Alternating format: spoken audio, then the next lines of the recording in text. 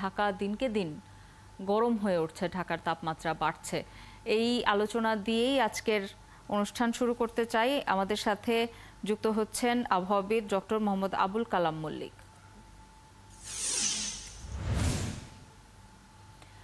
এই যে ঢাকায় তাপমাত্রা দিনকে দিন বাড়ছে এবং এর আগের যে তাপপ্রবাহ যখন চলছিল আমরা দেখেছি যে প্রায় স্থবির হয়ে পড়েছিল জনজীবন, যদিও এখন তাপমাত্রা আগের তাপপ্রবাহের তুলনায় খানিকটা কম, তারপরেও গতকালও একটা অসহনীয় ধরনের তাপপ্রবাহ আমরা দেখেছি। এই পরিস্থিতি আসলে কতদিন আমাদেরকে সহ্য করতে হবে এবং বৃষ্টি আসবে কবে? আপনাকে ধন্যবাদ জানাচ্ছি। আপনারা জানেন যে যেমনটি আপনি বলছিলেন যে ঢাকা ক্রমশ উত্তপ্ত হয়ে উঠেছে। আমি কিছুটা দ্বিমত পোষণ করছি এই জন্য যে 1960 সালের 30শে এপ্রিল ঢাকার তাপমাত্রা কিন্তু 42.3 ডিগ্রি সেলসিয়াস তাপমাত্রা রেকর্ড করা হয়েছিল। অর্থাৎ 60 এবং 70 দশকেও ঢাকার তাপমাত্রা কিন্তু খুব উত্তপ্ত ছিল। তবে ইদানিং যেহেতু গ্লোবাল ওয়ার্মিং এর কারণে সারা পৃথিবীতেই কিন্তু একটা উদ্ভট পরিস্থিতি তৈরি হয়েছে। গ্লোবাল ওয়ার্মিং এর কারণে চরম ভাবাপন্ন ওয়েদার সিস্টেম এর সংগঠিত হয়েছে বিভিন্ন জায়গাতে। তবে তার অনিশ্চয়তাও তৈরি হয়েছে। কোথায় কোন সময় কিরকম ভাবে তার প্রাবল্য এবং তার প্রবণতা কিরকম হবে তা নিয়েও কিন্তু এখন সারা পৃথিবীতে আবহাওয়া জলবায়ুবিদদের জন্য একটি চ্যালেঞ্জ হয়ে দাঁড়িয়েছে। তবে হ্যাঁ, যে গত 15 মে আমরা এই মে মাসে হিট অ্যালার্ট জারি করেছিলাম 48 ঘন্টার জন্য। গতকাল সন্ধ্যা থেকে পরবর্তীতে আরো 48 ঘন্টার আবার পুনরায় হিট অ্যালার্ট জারি করা হয়েছে এবং তার আওতাধীন সীমা কিছুটা কমিয়ে দেওয়া হয়েছে। এখন শুধু রাজশাহী, রংপুর, ঢাকার পশ্চিমাঞ্চল এবং খুলনা বিভাগের উপর দিয়ে তাপপ্রবাহ অব্যাহত থাকতে পারে। কারণ আপনারা জানেন যে আমাদের ময়মনসিংহ, সিলেট এবং চট্টগ্রামের বিভাগের এবং ঢাকার পূর্বাঞ্চলে বিশেষ করে নরসিংদী, গাজীপুর এইসব অঞ্চলে মেঘলা আকাশ আছে এবং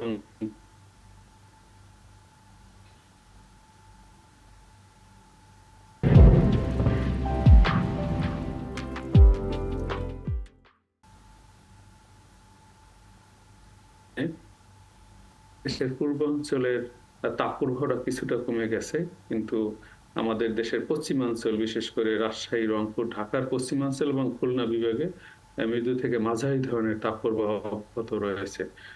তবে বিষয়টি হলো যে এইবার তাপপ্রবাহে একটু অসহনীয় গরম ফিল করতেছে। কারণ গত এপ্রিল মাস থেকে 5ই মে পর্যন্ত যে তাপপ্রবাহ ছিল সেখানে জলীয়বাষ্পের আধিক্য কম ছিল, কিন্তু এইবার আমাদের ভূভাগে জলীয়বাষ্প সম্পৃক্ত বাতাসের প্রবাহ বেশি বৃদ্ধি পাওয়ার কারণে যদিও তাপপ্রবাহ মৃদু থেকে মাঝারি অবস্থায় রয়েছে, কিন্তু একটা অসহনীয় গরম এবং জনগণ ডিসকমফোর্ট ফিল করছে। তবে 20 তারিখ থেকে এই বিদ্যমান তাপপ্রবাহের অবসান ঘটবে বলে আমরা মনে করি। কারণ সারা দেশেই স্থায়ীভাবে দমকা বাতাস এবং ঝোড়ো হাওয়া সহ বৃদ্ধি পাবে। 19 তারিখের পরে বিশেষ করে 20 তারিখে আমরা যে বিদ্যমান তাপপ্রবাহ আর থাকবে না। পরে কয়েকদিন ধরে বৃষ্টি, অস্থায়ীভাবে দমকা বাতাস ও ঝোড়ো হাওয়া সহ বৃষ্টি হবে। লোকালি কালবৈশাখী ঝড় হতে পারে। ফলে বিদ্যমান তাপপ্রবাহ অবসান হতে যাচ্ছে 20 তারিখের পরই। আমরা আমাদের মেট্রোলজিক্যাল এবং আমাদের পর্যবেক্ষণ ব্যবস্থা এবং অন্যান্য আমাদের যে গাণিতিক মডেল আছে তার পূর্বাভাস অনুযায়ী তা বর্তমানে প্রতীয়মান হচ্ছে।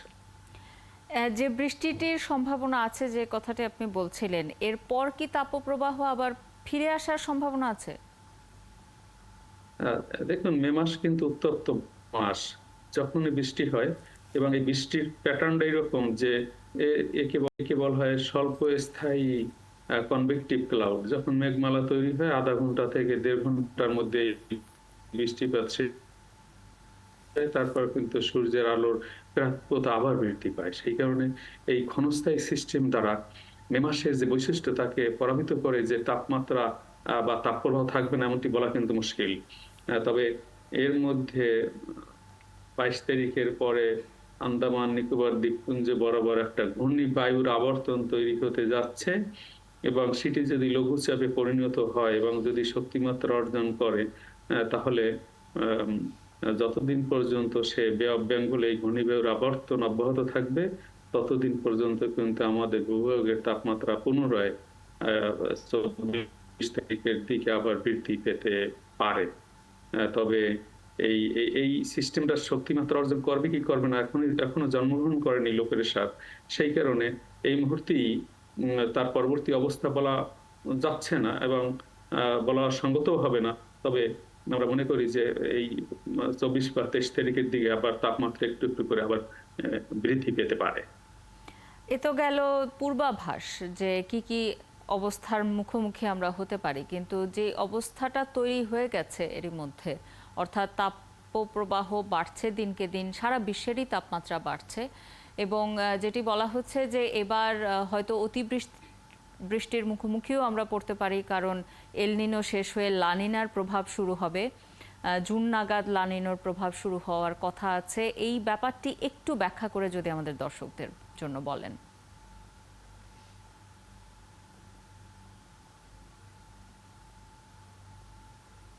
হ্যাঁ, আপনাকে ধন্যবাদ। একে বলা হয় আসলে টেলিকানেক্ট। মহাসাগরীয় সি সারফেস টেম্পারেচারের যদি অ্যানোমালি হয়, অথবা আমাদের ভারত মহাসাগরের, হ্যাঁ, যদি অস্ট্রেলিয়ান কোস্ট এবং আরাবিয়ান সাগর বরাবর কোস্টের সমুদ্রপৃষ্ঠের তাপমাত্রার যদি অ্যানোমালি হয়, একে বলা হয় ইন্ডিয়ান ওশেন ডাইপোল, অথবা মেডিয়ান ওশেন জুলিয়ান অসিলেটর আছে, লানিনা আছে, এলনিনা আছে, এগুলোকে টেলিকানেকশন হয়। অর্থাৎ এর সক্রিয়তা নিষ্ক্রিয়তা অথবা এর নেগেটিভ অ্যানোমালির কারণে বাংলাদেশের তাপমাত্রা এবং বৃষ্টিপাতের মধ্যে যে সম্পর্ক, তাকে বলা হয় টেলিকানেকশন। সুতরাং বাংলাদেশে রেইনফল অর্থাৎ বৃষ্টিপাত এবং তাপমাত্রার সাথে ক্লাইমেট ফ্যাক্টরস এর আমরা বলি কি ডাইরেক্ট রিলেশন, অর্থাৎ এলনিনা একটিভ বাংলাদেশে বৃষ্টিপাত বাড়বে, অথবা এলনিনো সক্রিয় বাংলাদেশে তাপমাত্রা বাড়বে। এইভাবে কোন রিলেশন নেই। তবে আমাদের দীর্ঘ এক্সপেরিয়েন্স এবং আমাদের এলনিনো বছরগুলোতে আমরা দেখেছি যে বছর এলনিনো সক্রিয় থাকে সেই বছর কিন্তু গ্লোবালি ওয়ার্মিং হয় আরকি। তবে আমাদের দেশ তো ছোট দেশ, শুধু আমাদের দেশের তাপমাত্রা এবং রেইনফল নিয়ে যদি আমরা কোরিলেশন তৈরি করি, সেক্ষেত্রে দেখা যাচ্ছে তেমন একটা ডাইরেক্ট রিলেশন নেই। তবে যেহেতু এল নিনো আবার সক্রিয় হতে যাচ্ছে, সেই কারণে সারা পৃথিবীতেই আবার বৃষ্টিপাতের পরিমাণ একটু বৃদ্ধি পাচ্ছে। এই জন্য আমরা কিন্তু ওই সাব মিটিং এবং আমাদের নিজস্ব পর্যবেক্ষণ ব্যবস্থার মধ্যে আমরা বলেছি যে অলরেডি যে এইবার আমরা আশাবাদ ব্যক্ত করি যে এইবার মনসুনে বৃষ্টিপাত স্বাভাবিক অথবা তার চেয়ে একটু বেশি হতে পারে। তবে এই এল নিনো সক্রিয় থাকলে অনেক সময় কনভেকটিভ ক্লাউড বা শর্ট স্কেল ফেনোমেনা, এগুলা যেকোনো সময় যেকোনো পরিস্থিতিতে অনসেট হয়ে ব্যাপক বৃষ্টিপাত ঘটানোর সম্ভাবনা থাকে। সেইগুলোকে বলা হয় টেলিকানেকশন। সুতরাং সেই সব বিষয়ে কিন্তু আমরা গেস করতেই পারি, যেহেতু এল নিনো একটি হতে যাচ্ছে, এর পরোক্ষ ইম্প্যাক্ট বাংলাদেশের উপরও পড়ার সম্ভাবনা রয়েছে। যদি এ ধরনের পরিস্থিতিতে আমরা পড়তে থাকি, অর্থাৎ লা নিনার প্রভাবে যদি অতিবৃষ্টির সম্মুখীন হতে হয়, সেক্ষেত্রে বন্যার আশঙ্কা কি দেখতে পান?